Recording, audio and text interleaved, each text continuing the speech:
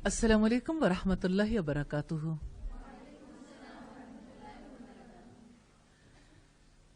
کیا حال ہے آپ لوگوں کے؟ الحمدللہ رب العالمین۔ آج تو آپ کی پسند کا موضوع شروع ہو رہا ہے۔ کتنے لوگوں کا دل چاہ رہا ہے کہ اس کے اوپر خوب بات چیت ہو؟ کیا آپ چاہتے ہیں کہ آپ کو پتہ چلے کہ اللہ تعالیٰ نے نکاح کا سلسلہ کیوں رکھا ہے؟ کیا آپ چاہتے ہیں کہ آپ کو پتہ چلے کہ نکاح کی وجہ سے کیا ذمہ داریاں عائد ہوتی ہیں، کیا فرائض ہوتے ہیں، اور نکاح کے موقع پر کیا کچھ ہونا ضروری ہے اور ایسے معاملات ہیں جن کو نہیں ہونا چاہیے؟ میں سمجھتی ہوں کہ زندگی میں بہت اہم ڈیسیژن ہوتا ہے نکاح کا، اور اس بارے میں اگر علم نہ ہو تو بہت سارے معاملات کو سمجھنے میں بہت مشکل پیش آتی ہے۔ تو انشاءاللہ ہم جو سبجیکٹ شروع کرنے جا رہے ہیں، اللہ کے فضل و کرم سے میں اللہ تعالیٰ سے دعا کرتی ہوں احاطہ کرنے کی اللہ تعالیٰ توفیق عطا فرمائے، لیکن یہ بھی جانتی ہوں کہ احاطہ ہونا ممکن نہیں ہے، کیونکہ یہ موضوع ایسا ہے جس میں گنجائش بہت ہے۔ تو دعا کر کے ہی اللہ تعالیٰ سے شروع کرتے ہیں۔ نحمدہ ونصلی علی رسولہ الکریم، اما بعد فاعوذ باللہ من الشیطان الرجیم، بسم اللہ الرحمن الرحیم، رب اشرح لی صدری ویسر لی امری واحلل عقدۃ من لسانی یفقہوا قولی۔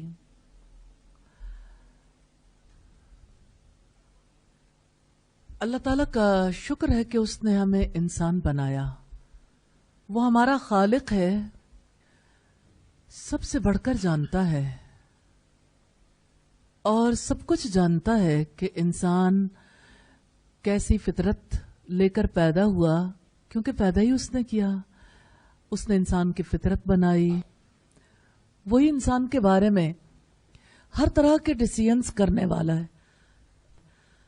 نبی صلی اللہ علیہ وسلم کی حدیث جو ہے وہ اس وقت آپ کے سامنے رکھنا چاہتی ہوں۔ آپ صلی اللہ علیہ وسلم کا فرمان ہے کہ ہر بچہ دین فطرت پر پیدا ہوتا ہے۔ یہ اس کے ماں باپ ہیں جو اسے یہودی، عیسائی یا مجوسی بنا دیتے ہیں، اور اللہ پاک کا فرمان ہے فطرت اللہ التی فطر الناس علیہا، اللہ نے انسان کو اپنی فطرت پر پیدا کیا ہے۔ تو انسان بنیادی طور پر مسلم پیدا ہوا ہے، یعنی فطری طور پر وہ اللہ کا نافرمان نہیں ہے۔ فطری طور پر وہ ایسا پیدا نہیں کیا گیا کہ وہ اپنی فطرت سے ہٹ کر کسی چیز کو بھی قبول کرنے والا ہو، لیکن ماحول کے اثرات اس پر مرتب ہوتے ہیں اور وہ اثرات قبول بھی کرتا ہے۔ انسانی زندگی کے اعتبار سے دیکھیں تو ایک وہ وقت ہوتا ہے جب وہ نومولود ہوتا ہے، پھر اس کے بچپن اور لڑکپن کا وقت آتا ہے، پھر وہ جوان ہو جاتا ہے، پھر وہ بڑھاپے تک پہنچتا ہے اور دنیا سے چلا جاتا ہے۔ ہر ایج کے اپنے اپنے تقاضے ہوتے ہیں۔ اللہ تعالیٰ نے نسل انسانی کا سلسلہ چلانے کے لیے انسان کے اندر کشش رکھی ہے اپوزٹ سیکس کے لیے۔ اب جو چیز اللہ رب العزت نے انسان کے اندر رکھی ہے اس کے لیے اس نے طریقہ کار بھی ہمارے سامنے رکھا ہے کہ اس کے لیے کیا طریقہ کار ہے جو مناسب ہے، جیسا کہ سورہ النحل کی آیت نمبر 72 میں فرمایا۔ مجھے آیت بہت پیاری لگتی ہے کہ وہ رب کتنا مہربان ہے جس نے یہ سارا سلسلہ رکھا۔ وَاللَّهُ جَعَلَ لَكُم مِّنْ أَنفُسِكُمْ أَزْوَاجًا وَجَعَلَ لَكُم مِّنْ أَزْوَاجِكُمْ بَنِينَ وَحَفَدَةً، اور اللہ تعالیٰ نے تمہارے لیے تم ہی میں سے بیویاں بنائیں اور تمہارے لیے تمہاری بیویوں سے بیٹے اور پوتے بنائے۔ تو یہ اللہ تعالیٰ کا بہت بڑا انعام ہے کہ اس نے رشتہ نکاح رکھا، جس رشتے کے بعد اللہ تعالیٰ نے نسل کا سلسلہ چلایا اور انسان کو اس رشتے کی وجہ سے سکون بھی دیا اور زندگی گزارنے کے لیے ایسے اسباب بھی فراہم کیے جس کی وجہ سے انسان کے لیے اپنی زندگی بھرپور طریقے سے گزارنا ممکن ہو جاتا ہے. اور حضرت انس سے مروی ہے رسول اللہ صلی اللہ علیہ وسلم نے فرمایا جب بندہ نکاح کرتا ہے تو اس کا آدھا دین مکمل ہو جاتا ہے. آدھا دین اسے چاہیے کہ وہ باقی آدھے دین میں اللہ تعالی سے ڈرے. یہ بہقی کی روایت ہے, شعب الایمان کی روایت ہے 5486 نمبر پر. تو اصل بات یہ کہ نکاح ایک عبادت ہے جس کے ذریعے سے انسان کا نصف دین مکمل ہو جاتا ہے, جس کے ذریعے سے انسان اپنے رب سے پاکیزہ حالت میں ملاقات کرے گا. یعنی نکاح پاک رہنے کا بہت عمدہ طریقہ ہے. اور آپ صلی اللہ علیہ وسلم نے فرمایا دو محبت کرنے والوں کے لیے نکاح سے بڑھ کر کوئی چیز اکسیر نہیں ہے. یعنی نکاح کی وجہ سے محبت بڑھتی ہے. آپ نے یہ فقرہ سنا ہوگا کہ شادی محبت کی موت ہے, یعنی شادی کی وجہ سے انسان کی محبت ختم ہو جاتی ہے. ایسے بہت سارے فقرے ہیں جو انسانوں کے ذہن سے بظاہر گزر جاتے ہیں, نظروں سے گزر جاتے ہیں, لیکن اثر انداز ہوتے ہیں. دیکھیں, ایک صورت یہ ہے کہ انسان نکاح کی حقیقت کو سمجھے, اس کے بارے میں جو کچھ اللہ اور اس کے رسول نے ہمیں بتایا اس کو سمجھے اور اس کے مطابق وہ اپنی زندگی بسر کرنے کی کوشش کرے. اور ایک صورت یہ ہے کہ اس کے ذہن میں مسکنسیپشنز رہیں اور ان مسکنسیپشنز کے ساتھ نکاح ہو تو نکاح کو نبھانا مشکل ہو جائے, اور اگر نکاح نہ ہو تو ایسی صورت میں بھی زندگی دوبھر ہو جائے. اس وقت دنیا کی جو صورت حال ہے وہ بڑی عجیب ہے. غیر شادی شدہ جوڑوں کا اکٹھا رہنا اتنا پاپولر ہو گیا کہ صرف فرانس میں آج سے تقریباً 30 سال پہلے کی بات ہے, 30 years ago, کہ 12 ملین جوڑے ہیں تو ان میں سے 1 ملین جوڑے, 1 ملین کا مطلب سمجھتے ہیں نا, 1 ملین غیر شادی شدہ جوڑے رہتے ہیں. 1 ملین بہت بڑی تعداد تھی, لیکن اب اس سے بہت زیادہ بڑھ چکی. انڈیا اس کی لپیٹ میں برے طریقے سے آ چکا. دنیا کے کثیر ممالک اس کی لپیٹ میں. کیا آپ جانتے ہیں نکاح کے بعد ایک تعلق کے ساتھ ہسبینڈ وائف کا اکٹھے رہنا اور بغیر تعلق کا کسی لڑکے اور لڑکی کا اکٹھے رہنے میں کیا فرق ہے؟ کیا آپ میں سے کو بتائے گا کیا فرق ہے؟ اگر یہ صرف اکٹھے رہنا ہے تو بغیر نکاح کے اگر رہیں تو اس کا کیا اثر ہوتا ہے؟ نکاح کے ساتھ رہنے کی وجہ سے کیا اثر ہوتا ہے؟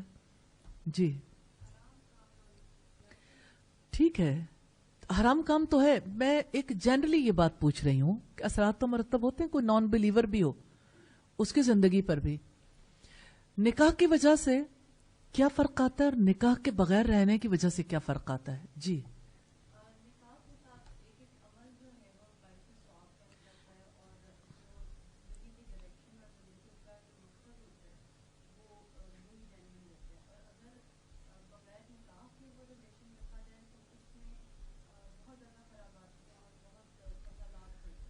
اچھا جی, کوئی اور بتائے گا؟ ٹوگیدر وداؤٹ میرج یعنی نکاح کے بغیر اکٹھے رہنا. اچھا ٹھیک ہے, ٹھیک ہے, کوئی اور؟ جی آپ کہتے ہیں انسان کی عقل خراب ہو جاتی, کیسے؟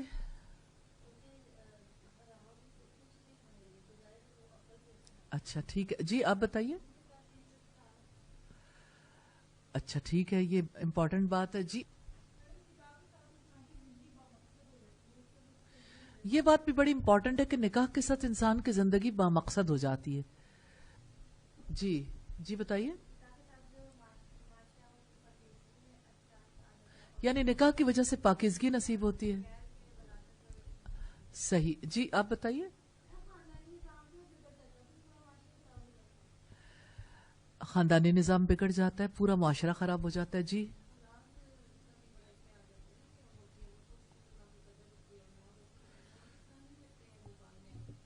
جی ٹھیک ہے. اولاد جو ہے اس کے اوپر بھی فرق آتا ہے، اس کے بارے میں اس کی ذمہ داریاں، جو مرد ہے نا اس کی ذمہ داری قبول کرنے کے لیے تیار نہیں ہوتا، نہ بیوی کی. یعنی بیوی تو وہ نہیں ہوتی، لیکن بہرحال جس عورت کے ساتھ وہ رہتا ہے اس کی ذمہ داری بھی مرد نہیں لیتا، اور بچے کی ذمہ داری بھی نہیں لیتا، حتیٰ کہ بچے کو اس کا نام بھی نہیں دیا جاتا. اور اگر کوئی دے بھی دے تو ظاہر ہے کہ بغیر نکاح کے ہے، تو ایسے بچے کی سوسائٹی میں کیا ویلیو ہوتی ہے. جی کوئی اور بتائے گا. جی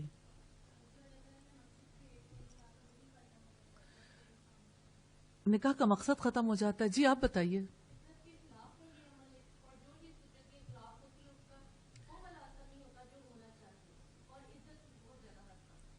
اچھا، فطرت کے خلاف عمل ہے اور عزت میں حرف آتا ہے. یہ جو نکاح کے بغیر دوستیاں ہیں، دراصل یہ بھی تو ٹوگیدر وداؤٹ میرج ہے نا. چاہے کسی کی صرف چیٹ ہو رہی ہے، چاہے کسی کی صرف کال ہو رہی ہے، چاہے کسی کے درمیان تعلق جب اس سے تھوڑا آگے نوعیت کا ہو یا بہت آگے بڑھ کر ہو، بات تو یہ ہے نا ٹوگیدر تو ہے نا، ایک باہمی تعلق تو ہے نا. تو وداؤٹ میرج کسی قسم کا تعلق رکھنا بھی انسان کے اوپر اثر انداز تو ہوتا ہے نا. نہ انسان کی سوچ پاک رہتی ہے، نہ اس کی نگاہ پاک رہتی ہے، نہ اس کا قلب پاک رہتا ہے، نہ یعنی یہ اکٹھے رہنا کسی نوعیت کا نفع دے سکتا ہے. اور سب سے بڑی بات یہ ہے کہ اسلام جو رسپانسبلٹی جوڑے پر عائد کرتا ہے ایک دوسرے کے لیے، ان رسپانسبلٹیز کو کوئی فلفل کرنے کے لیے تیار نہیں ہوتا. بعض لوگ سال بعد ایک دوسرے سے جدا ہو جاتے ہیں، بعض 2 سال کے بعد ہو جاتے ہیں، بعض 10 سال کے بعد جدا ہو جاتے ہیں. اس کا یہ مطلب نہیں کہ نکاح کے بعد طلاق کا سلسلہ نہیں ہوتا، ہو سکتا ہے، لیکن نکاح کے بعد امکانات بڑھ جاتے ہیں اکٹھے رہنے کے. جیسے کسی نے کہا کہ ہر پیدا ہونے والا بچہ اس بات کی ضمانت بن جاتا ہے ان کے درمیان طلاق ہونی مشکل ہو گئی ہے. یعنی ہر آنے والے بچے کی وجہ سے یہ بانڈنگ اور زیادہ سٹرونگ ہوتی چلی جاتی ہے، وہ بانڈنگ جو نکاح کی وجہ سے آپس میں ترتیب پاتی ہے. الحمدللہ. اصل میں دنیا میں ہوا یہ کہ طلاق کے عمل کو مشکل بنانے کے لیے ایسے قوانین وضع کیے گئے جس کی وجہ سے لوگ نکاح نہیں کرنا چاہتے، خاص طور پر یورپ میں، ویسٹرن کنٹریز میں، کہ اس میں طلاق کو روکنے کے لیے ایسی ذمہ داریاں مرد پر عائد کر دی گئیں جس کی وجہ سے مرد شادی نہیں کرنا چاہتا. پھر عورت جب محسوس کرتی ہے کہ اس کی فطری ضروریات ہیں اور یہ ہے کہ آپس کا تعلق بھی ناگزیر ہے، مرد تعلق قبول کرنے کے لیے تیار نہیں ہے، تو ایسے میں پھر ٹوگیدر وداؤٹ میرج کا رواج زیادہ ہو گیا. دنیا کے ملکوں میں اگر ہم دیکھنا چاہیں، فرانس میں اس وقت غیر شادی شدہ جوڑوں کی تعداد میں خاطر خواہ اضافہ ہو رہا ہے. امریکی عورتوں میں نکاح کی شرط تیزی سے کم ہو رہی ہے، عورت نکاح نہیں کرنا چاہتی، اور ماہرین یہ کہتے ہیں کہ نکاح کی تعداد میں کمی کی وجہ یہ ہے کہ امریکی عورتیں شادی اور روزگار میں ٹکراؤ فیل کرتی ہیں، اور شادی شدہ زندگی کے ساتھ کام کرنا انہیں مشکل محسوس ہوتا ہے. اس لیے بہت سے نوجوان لڑکے اور لڑکیاں میاں بیوی کی صورت میں اکٹھے رہنا پسند کرتے ہیں اور باقاعدہ نکاح کے بغیر عملی طور پر کچھ عرصے کے لیے اکٹھے ہو جاتے ہیں. نیچرلی یہ جو باہمی ہمانگی ہے، باہمی تعلق ہے، اگر اس کے لیے کوئی ذمہ داری عائد نہ کی جائے تو یہ رشتہ، یہ تعلق بوجھ بن جاتا ہے. اسی وجہ سے جو لوگ اکٹھے رہتے ہیں بہت جلد ایک دوسرے سے جدا ہو جاتے ہیں، اور وہی تعلق جس کے لیے وہ سمجھتے ہیں کہ ہمارے لیے سب سے زیادہ مضبوط تعلق تھا، وہی تعلق ان کے لیے بربادی کا باعث بن جاتا ہے. اسلام میں نکاح ایک مقدس عہد و پیمان ہے، اور یہ عہد و پیمان شوہر اور بیوی کے درمیان ہوتا ہے، اور اس عہد و پیمان کی وجہ سے وہ ایک دوسرے کے لیے حلال ہوتے ہیں.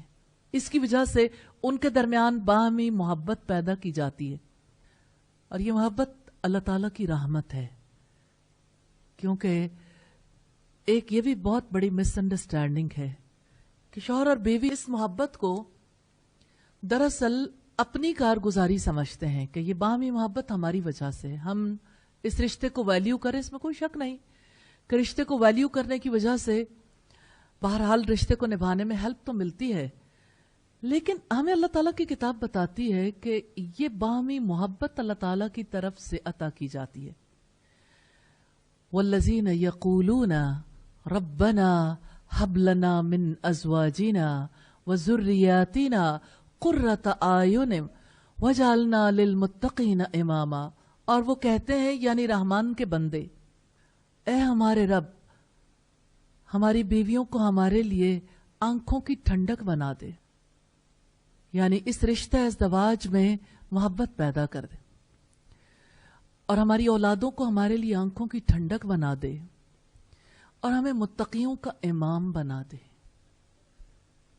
مجھے نبی صلی اللہ علیہ وسلم کا انتخاب، خاص طور پر نکاح کے موقع پر جو آپ خطبہ دیتے تھے، وہ انتخاب اتنی گہری حکمت والا لگتا ہے کہ آپ صلی اللہ علیہ وسلم 3 آیات پڑھتے تھے، اور تینوں آیات میں تقوی کامن فیکٹر ہے، قدر مشترک ہے. جیسے آپ صلی اللہ علیہ وسلم سورہ آل عمران کی آیت نمبر 102 یہ آیت پڑھا کرتے تھے، یا ایھا الذین آمنوا اتقوا اللہ حق تقاتہ ولا تموتن الا وانتم مسلمون، سورہ النساء کی آیت نمبر 1 اور سورہ الاحزاب کی آیت نمبر 71-72. تینوں میں جو بنیادی بات ہے تقوی کی ہے، یعنی اللہ تعالیٰ سے ثواب کی امید رکھ کر اس کی اطاعت کرنا، اور اللہ تعالیٰ کے عذاب سے ڈرتے ہوئے اس کے روکے سے رک جانا. ریلی نکاح میں بھی تو کچھ کام کرنے ہوتے ہیں، کچھ سے رکنا ہوتا ہے، تو تقوی کی کتنی زیادہ ضرورت ہے نا. اور اس تعلق میں اللہ سے ثواب کی امید رکھنا کتنا نفع دیتا ہے انسان امیجن ہی نہیں کر سکتا. تو اللہ تعالیٰ ہے جو دلوں کے درمیان محبت پیدا کرتا ہے، اور شوہر بیوی ایک دوسرے سے تعاون کرتے ہیں، خوشگوار زندگی کا، خوشگوار سفر کا آغاز کرتے ہیں، ہر ایک دوسرے سے دلی سکون بھی حاصل کرتا ہے، اور دونوں ہی آرام، سکون، راحت، آسائش، سچی محبت اور لذت حیات سے بہرہ ہوتے ہیں. قرآن حکیم نے شوہر اور بیوی کے تعلق کو اعتماد، یقین، محبت، الفت اور جذبہ مودت و رحمت کی بنیاد پر قائم کیے. 2 الفاظ جو خاص طور پر ملتے ہیں سورہ الروم کی آیت نمبر 21 میں. ان الفاظ کے حوالے سے ہمیں پتہ چلتا ہے کہ اللہ پاک ہیں جنہوں نے باہمی مودت اور رحمت عطا کی ہے. جیسا کہ فرمایا وَمِنْ آيَاتِهِ أَنْ خَلَقَ لَكُم مِّنْ أَنفُسِكُمْ أَزْوَاجًا لِتَسْكُنُوا إِلَيْهَا وَجَعَلَ بَيْنَكُم مَّوَدَّةً وَرَحْمَةً إِنَّ فِي ذَلِكَ لَآيَاتٍ لِقَوْمٍ يَتَفَكَّرُونَ. اور اس کی نشانیوں میں سے ہے کہ اس نے تمہارے لیے تمہاری جنس سے بیویاں پیدا کی تاکہ تم ان کے پاس سکون حاصل کر سکو، اور اس نے تمہارے درمیان محبت اور رحمت پیدا کی. یقیناً اس میں ان لوگوں کے لیے نشانیاں ہیں جو غور و فکر کرتے ہیں. غور و فکر کرنے والے کو پتہ چلتا ہے کہ یہ رشتہ سکون کے لیے ہے، وہ سکون جو ٹوگیدر وداؤٹ میرج میں نہیں ہوتا، وہ سکون نکاح کی وجہ سے اللہ پاک عطا فرماتے ہیں. اور یہ جو فرمایا نا وَجَعَلَ بَيْنَكُم مَّوَدَّةً وَرَحْمَةً، اس نے تمہارے درمیان مودت یعنی وہ محبت جو ڈیو ٹو سیکس ہوتی ہے، جوانی کی محبت، ورحمہ اور رحمت پیدا کی ہے، یعنی بے غرض محبت. بڑھاپے کی جو محبت ہے، ایک دوسرے کی کیئر ہے، ایک دوسرے کے لیے زیادہ فکر مندی ہوتی ہے، یہ بھی اللہ تعالیٰ کی رحمت ہے، مودت اور رحمت. تو اللہ کا سائن ہے رشتہ نکاح. وَمِنْ آیَاتِهِ، کیا آپ تصور کرتے ہیں رشتہ نکاح اللہ کے سائنس میں سے ہے، اللہ کی نشانی ہے؟ کیا وہ انسان جو اپنی ماں کے پیٹ سے جنم لیتا ہے، اس کی پیدائش کے موقع پر آدھا وہ باپ کے پیٹ میں تھا، یعنی پیدائش سے پہلے جب اس کی پیدائش کا آغاز ہوتا ہے آدھا ماں کے پیٹ میں، پھر اللہ تعالیٰ نے اس کے لیے وہ طریقہ کار رکھا جس کی وجہ سے پیدائش کا آغاز ہوتا ہے۔ جب ماں کے پیٹ سے بچہ جنم لیتا ہے تو بھرپور انسان ہوتا ہے، بے شک وہ چھوٹا ہوتا ہے، پھر وہ پالنے پوسنے کے بعد جب بڑا ہوتا ہے اللہ تعالیٰ اس کو مختلف مراحل سے گزارتے ہوئے بھرپور جوان کر دیتے ہیں، تو ایک ضرورت جنم لیتی ہے۔ وہ جب پہلی بار اسکول گیا تھا تو پورا انسان تھا، جب اس نے پرائمری کلاسز پاس کی تب بھی وہ پورا انسان تھا، جب اس نے ہائی اسکول کلیئر کیا تب بھی وہ پورا انسان تھا، جب اس نے اپنی ڈگری کمپلیٹ کی، جو بھی اس نے تعلیم حاصل کی، اب جوان ہو گیا، اب وہ روزگار کمانے کے قابل ہو گیا، لیکن اب وہ خلاصہ محسوس کرتا ہے، اپنے آپ کو پورا محسوس نہیں کرتا۔ لڑکی کہیں اور پیدا ہوتی ہے، لڑکا کہیں اور پیدا ہوتا ہے، دونوں بھرپور انسان ہیں، لیکن انہیں اپنی زندگی کی تکمیل کے لیے ساتھی چاہیے، اور اللہ پاک نے اس کو اپنی نشانی قرار دیا ہے کہ دیکھو وہ کون ہے جس نے یہ ضرورت پیدا کر دی۔ وَمِنْ آیَاتِهِ، اس کی نشانیوں میں سے ہے، ان خلق لکم من انفسکم ازواجا، کس نے تمہاری جنس سے تمہارے لیے جوڑے بنائے، لتسکنوا الیہا، تاکہ تم اس کے پاس سکون حاصل کرو۔ یعنی یہ رشتہ تو سکون کا ہے، آپ جب بھی جاؤ، یعنی عورت کو اللہ تعالیٰ نے مرد کے سامنے سکون کے طور پر پیش کیا ہے کہ تم جہان سے بھڑ کر آؤ، تم کما کر آتے ہو ساری دنیا سے، یعنی اپنے معاملات طے کر کے آتے، تم تھک جاتے ہو، تمہارے لیے سکون کا مقام تمہارا گھر ہے اور تمہاری بیوی، لتسکنوا الیہا، تاکہ تم اس کے پاس سکون حاصل کرو۔ اور دیکھو اس سکون کے لیے وجعل بینکم مودۃ ورحمہ، اس سکون کے لیے اس نے تمہارے درمیان مودت اور رحمت پیدا کر دی ہے۔ ان فی ذالک لآیات لقوم یتفکرون، یقیناً اس میں نشانیاں ہیں اس قوم کے لیے جو غور و فکر کرتے ہیں، ان لوگوں کے لیے جو غور و فکر کرتے ہیں۔ تو غور و فکر کرنے والوں کے لیے بہت مقامات ہیں۔ سوچیں کہ اللہ پاک نے رشتہ رکھا ہے تو رشتے کی ضرورت انسانوں کے اندر رکھی ہے، اور ضرورت رکھی ہے تو اس کی تکمیل کے اسباب بھی پیدا کیے ہیں، اور جیسے اس کی تکمیل بہترین انداز میں ہو سکتی ہے وہی طریقہ کار انسانوں کو بتایا ہے کہ تمہارے لیے سکون کا سبب نکاح ہے، رشتہ نکاح ہے، اور نکاح کرنا، جوڑے کی صورت میں رہنا انسانوں کی ضرورت ہے۔ اور اسی طرح سے اس نے فرمایا سورہ الاعراف کی آیت نمبر 189 میں، هو الذی خلقکم من نفس واحدۃ وجعل منها زوجها لیسکن الیہا، وہ اللہ تعالیٰ ہی ہے جس نے تمہیں ایک جان سے بنایا، یعنی آدم علیہ السلام سے ہی حضرت حوا کو پیدا کیا تھا۔ یعنی سوچو تو صحیح، جوڑے بنے کہاں سے تھے؟ ایک سے جوڑا وجود میں آیا، اور اسی سے اس کا جوڑا بنایا تاکہ وہ اس کے پاس سکون حاصل کرے۔ تو نکاح کے بارے میں یہ بات اپنے ذہن میں رکھیے، نکاح سکون کا باعث ہے، نکاح کے بغیر سکون نہیں مل سکتا۔ حضرت انس سے روایت ہے، قال قال رسول اللہ صلی اللہ علیہ وسلم، کہ اللہ کے رسول صلی اللہ علیہ وسلم نے فرمایا، حبب الی النساء، مجھے دنیا کی سب چیزوں میں سے عورتیں اور خوشبو پسند ہے، وجعلت قرۃ عینی فی الصلاۃ، اور میری آنکھوں کی ٹھنڈک نماز میں رکھی گئی۔ یہ نسائی کی 3391 نمبر روایت ہے۔ تو یہ نکاح بنیادی طور پر اللہ تعالیٰ نے سکون کے لیے رکھا ہے۔ تو انسان کے اندر بے سکونی کہاں سے آتی ہے؟ نکاح کی جو ضرورت ہر انسان کے اندر اللہ تعالیٰ نے رکھ دی ہے نا، اس ضرورت کی وجہ سے وہ بے سکون ہوتا ہے، اس کو تلاش لگ جاتی ہے، اس کے اندر چاہت ابھرتی ہے. اور جیسے اللہ پاک نے انسان کو حلال کھانے کا حکم دیا، پاک کھانے کا حکم دیا، اسی طرح سے اس تعلق میں بھی حلال اور پاک کا حکم دیا ہے.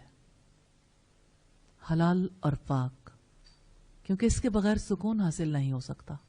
کبھی آپ ان لوگوں کی جذباتی کیفیت کو دیکھتے ہیں جس جوڑے میں سے ایک پاک فرد ہے اور دوسرا ناپاک ہے. اتنی تکلیف دہ زندگی ہوتی ہے ان کی.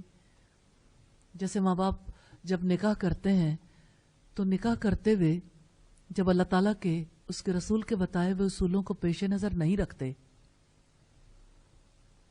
جب صرف دولت کو دیکھا جاتا ہے، جب صرف حسب نسب کو دیکھا جاتا ہے، جب صرف کسی کی بیوٹی کو دیکھا جاتا ہے، تو کیسے بھیانک نتائج سامنے آتے ہیں. ساری زندگی گویا جہنمی بن جاتی ہے. اب آپ سوچئے کہ جس مرد کو عورتوں کے ساتھ تعلق رکھنے کی عادت ہے تو وہ ایک پر کیسے اکتفا کرے گا؟ وہ بیوی کے ہوتے ہوئے بھی دوسروں کی طرف بھاگے گا.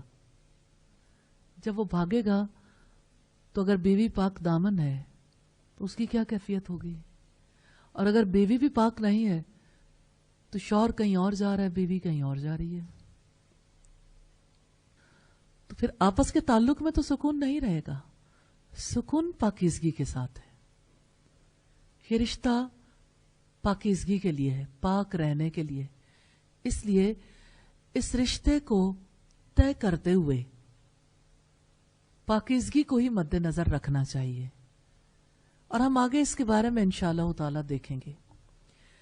رشتہ نکاح کے بارے میں یہ بھی جان لیجئے انبیاء کی سنت ہے. رب العزت نے فرمایا وَلَقَدْ أَرْسَلْنَا رُسُلًا مِّن قَبْلِكَ وَجَعَلْنَا لَهُمْ أَزْوَاجًا وَذُرِّيَّةً. اور ہم نے تم سے پہلے بہت سے رسول بھیجے اور ہم نے ان کے لیے بیویاں اور اولاد بنائی. سورہ رعد کی آیت نمبر 38 ہے. ہم نے ان کے لیے بیویاں اور اولاد بنائی، یعنی پاک باز انسانوں میں سب سے جو ہائی رینک کے لوگ ہیں انبیاء، اللہ پاک نے انہیں بھی ازدواجی زندگی بسر کرنے کا حکم دیا. انہوں نے بھی پاک زندگی بسر کی. ان کی بھی اولادیں تھیں، ان کی بھی بیویاں تھیں. حضرت سمرہ سے روایت ہے رسول اللہ صلی اللہ علیہ وسلم نے عورتوں سے الگ تھلگ رہ کر زندگی گزارنے سے منع فرمایا. قتادہ رحمہ اللہ نے یہ آیت تلاوت کی، بے شک ہم نے آپ سے پہلے رسول بھیجے اور انہیں بیویاں اور اولادیں بھی دیں. یہ ترمذی کی 1083 نمبر روایت ہے. اور نکاح نبی صلی اللہ علیہ وسلم کی سنت ہے. آپ صلی اللہ علیہ وسلم نے شادی شدہ زندگی کی ترغیب دی ہے. ابن ماجہ کی روایت ہے 1846 نمبر پر، ام المومنین سیدہ عائشہ صدیقہ سے مروی ہے، رسول اللہ نے فرمایا النکاح من سنتی، نکاح میری سنت، میرا طریقہ ہے. جو شخص میرے طریقے پر عمل نہیں کرتا اس کا مجھ سے کوئی تعلق نہیں. شادیاں کیا کرو کیونکہ میں تمہاری کثرت کی بنا پر دوسری امتوں پر فخر کروں گا. جو مالی طور پر استطاعت رکھتا ہو وہ ضرور نکاح کرے، اور جسے رشتہ نہ ملے وہ روزے رکھا کرے کیونکہ روزہ خواہش کو کچل دیتا ہے. تو آپ صلی اللہ علیہ وسلم نے نکاح کو اپنی سنت، اپنا طریقہ قرار دیا اور یہ بھی بتایا کہ جو اس طریقے پہ عمل نہیں کرتا وہ مجھ سے نہیں ہے. یعنی اس کا پھر نبی صلی اللہ علیہ وسلم سے، اس دین سے کیا تعلق ہے جو جان بوجھ کر نکاح نہیں کرنا چاہتا. اور آپ صلی اللہ علیہ وسلم نے ان لوگوں کے لیے جن کا رشتہ نہیں ہوتا انہیں سیلف کنٹرول کے لیے پاک رہنے کا طریقہ کار بتایا، روزے رکھا کریں. حقیقت یہ بہت بڑی تعلیم، بہت بڑا احسان ہے اپنے آپ کو نارمل رکھنے کے لیے. حضرت انس بن مالک سے روایت ہے، انہوں نے بیان کیا کہ 3 افراد نبی صلی اللہ علیہ وسلم کی ازواج کے گھر آپ صلی اللہ علیہ وسلم کی عبادتوں کے بارے میں پوچھنے آئے. کہ آپ جانتے ہیں وہ کون لوگ تھے؟ سیدنا علی بن ابی طالب اور سیدنا عبداللہ ابن عمر اور عثمان بن مظعون. یہ 3 صحابہ کرام تھے. جب انہیں رسول اللہ صلی اللہ علیہ وسلم کا عمل بتایا گیا تو جیسے انہوں نے اسے کم سمجھا، یعنی عبادت کو کافی نہ سمجھا، اور کہا کہ ہمارا رسول اللہ سے کیا مقابلہ، آپ کی تو تمام اگلی پچھلی خطائیں معاف کر دی گئیں. ان میں سے ایک نے کہا کہ میں آج سے تمام رات نماز پڑھا کروں گا. دوسرے نے کہا میں ہمیشہ روزے رکھوں گا، کبھی ناغا نہیں ہونے دوں گا. تیسرے نے کہا میں عورتوں سے جدائی اختیار کر لوں گا، کبھی نکاح نہیں کروں گا. پھر آپ تشریف لائے اور ان سے کہا کیا تم نے یہ باتیں کہی ہیں؟ تصدیق کی. کتنا پیارا طریقہ ہے نا. آپ صلی اللہ علیہ وسلم تحقیق کیا کرتے تھے، بغیر تحقیق کے کسی پر برستے نہیں تھے، کسی کی گوش مالی بھی نہیں کرتے تھے. آپ نے فرمایا سن لو اللہ کی قسم رب العالمین سے میں تم سب سے زیادہ ڈرنے والا ہوں، میں تم سب سے زیادہ پرہیزگار ہوں، لیکن میں روزے رکھتا ہوں تو افطار بھی کرتا ہوں، نماز بھی پڑھتا ہوں اور سوتا بھی ہوں، اور میں عورتوں سے نکاح بھی کرتا ہوں. جس نے میرے طریقے سے بے رغبتی کی وہ میرے سے نہیں ہے. یعنی اس کا محمد صلی اللہ علیہ وسلم سے، اسلام سے تعلق نہیں ہے. بخاری کی 5063 نمبر روایت. تو نکاح نبی صلی اللہ علیہ وسلم کی سنت ہے. عام طور پر ذہنوں میں یہ تصور پیدا ہوتا ہے، لوگ یہ سوچتے ہیں اچھا فرض تو نہیں ہے، سنت ہی ہے نا. کیا اس حدیث کے پڑھنے کے بعد بھی یہ بات کلیئر نہیں ہوئی کہ اس سنت کا درجہ کیا ہے؟ آپ صلی اللہ علیہ وسلم نے جب یہ کہا کہ شادیاں کیا کرو، نکاح کیا کرو، تو آپ جانتے ہیں فقہ کا اصول ہے الامر یفید الوجوب. امر جو ہے نا، حکم، وہ اللہ کا اس کے رسول کو واجب ہونے کا فائدہ دیتا ہے. امر ہے نا. تو آپ صلی اللہ علیہ وسلم نے یہ فرمایا کہ نکاح میرا طریقہ ہے، اور اس سنت پر عمل کر کے انسان اس طریقے کو اپناتا ہے جو نبی صلی اللہ علیہ وسلم کا ہے، اور اس کو چھوڑ کر نبی کے طریقے سے باہر نکل جاتا ہے. اس حدیث کے حوالے سے ہمیں دوسری اہم بات پتہ چلتی ہے، جو میری سنت پر عمل نہیں کرتا وہ مجھ سے نہیں ہے. یعنی سنت کو چھوڑ کر دراصل سنت کے انکار کا مرتکب ہوا ہے کہ اس نے سنت کا انکار کیا ہے. تو سنت کو چھوڑنا یعنی آپ کے حکم کو جو شخص چھوڑ دیتا ہے تو آپ کی نافرمانی کرتا ہے. اور آپ جانتے ہیں کہ نبی صلی اللہ علیہ وسلم کی نافرمانی کرنے والا جنت میں نہیں جائے گا. دیکھیے اس دنیا میں ایسا نہیں ہے کہ سب کے رشتے اچانک ہی طے ہو جائیں. ایسے بھی لوگ ہوتے ہیں جو نکاح کرنا چاہتے ہیں لیکن ساری زندگی سبب ہی نہیں بن پاتا، وہ اللہ کو معلوم ہے. لیکن جان بوجھ کر ارادتاً نکاح سے رکنا درست نہیں ہے. تو جو امر ہے وہ واجب ہونے کا فائدہ دیتا ہے. اس کا یہ مطلب نہیں کہ سنت پر چاہو تو عمل کر لو، چاہو تو نہ کرو. نبی کا راستہ چھوڑ کر کس جنت کی تلاش میں ہے؟ نبی کی سنت کو چھوڑ کر انسان اللہ تعالیٰ کو کیسے راضی کر سکتا ہے؟ آپ صلی اللہ علیہ وسلم کی اس بات کا مطلب یہ ہے کہ نکاح کرنا واجب ہے. یعنی آپ نے جب نکاح کرنے کا حکم دیا ہے، بعض صورتیں استثنائی بھی ہوتی ہیں. جیسے فرض کریں کسی کو کوئی ایسی بیماری لاحق ہے، یا یہ ہے کہ کوئی ذہنی مریض ہے، یا اسی طرح سے یعنی کوئی ایسا فرد ہے جس کو مناسب رشتہ نہیں ملتا، تو وہ تو مستثنا ہو جاتا ہے اس سے. سعید بن جبیر بیان کرتے ہیں سیدنا عباس نے مجھ سے دریافت کیا کیا تم نے شادی کر لی؟ میں نے عرض کیا نہیں.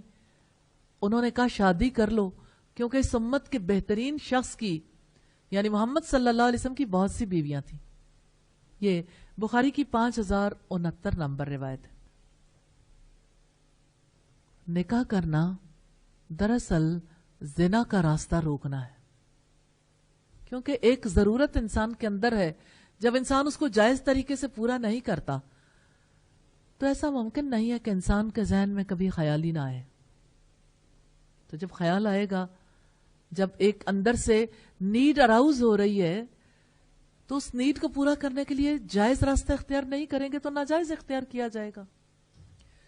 اس وجہ سے نکاح کا راستہ سیف ہے، پاک ہے، حلال ہے، اللہ کے حکم کی فرما برداری ہے، نبیوں کی سنت ہے، محمد صلی اللہ علیہ وسلم کی سنت کی پیروی ہے. الحمدللہ. اور یہ نکاح ہی ہے جو محبت اور الفت کا ذریعہ بنتا ہے. حضرت عبداللہ ابن عباس کہتے ہیں کہ رسول اللہ نے فرمایا، ہم نے دو محبت کرنے والوں کے لیے نکاح سے زیادہ کوئی چیز مؤثر نہیں دیکھی. نکاح کرنے سے زیادہ کوئی چیز مؤثر نہیں ہے. ابن ماجہ کی 1847 نمبر روایت. پھر نکاح کے بارے میں یہ بات بھی ذہن میں رکھیے گا، نکاح مالی وسعت کا سبب بنتا ہے. سورہ النور کی آیت نمبر 32 میں ہے، وَأَنْكِحُوا الْأَيَامَ مِنْكُمْ وَالصَّالِحِينَ مِنْ عِبَادِكُمْ وَإِمَائِكُمْ، اور تم میں سے جو بے نکاح ہوں ان کے نکاح کر دو، اور تمہارے غلاموں اور تمہاری لونڈیوں میں سے جو نیک ہوں ان کے بھی. اگر وہ غریب ہوں تو اللہ تعالیٰ اپنے فضل سے ان کو غنی کر دے گا، اور اللہ تعالیٰ وسعت والا، علم والا ہے. حقیقت یہ ہے کہ رزق کے خزانے تو اللہ کے پاس ہیں. بہت سے لوگ ایسے ہوتے ہیں کہ ہم افورڈ نہیں کر سکتے، یعنی کوئی کمانے والا ہے، کوئی کسی کی سیلری ہے، تو سم ٹائمز کسی کی ٹھیک ٹھاک سیلری ہوتی جس میں 8-8 10-10 افراد گزارا کر رہے ہوتے ہیں، اور وہ سمجھتا ہے کہ اکیلے میرے لیے کافی ہے، اپنے ساتھ یعنی اپنے پارٹنر کو بھی شامل نہیں کرنا چاہتا کہ جب میں اس قابل ہو جاؤں گا تو پھر نکاح کر لوں گا، میں اس قابل ہو جاؤں گا. تو اللہ پاک نے وضاحت کی ہے کہ اللہ اپنے فضل سے ان کو غنی کر دے گا. تو اللہ کا فضل ہوگا تو غنی ہوں گے نا انشاءاللہ. فضل ہوگا تو غنی ہوں گے نا انشاءاللہ. فضل ہوگا تو غنی ہوں گے نا انشاءاللہ. فضل ہوگا تو غنی ہوں گے نا انشاءاللہ. فضل ہوگا تو غنی ہوں گے نا انشاءاللہ. سبحانک اللہم و بحمدک نشہد ان لا الہ الا انت نستغفرک و نتوب الیک.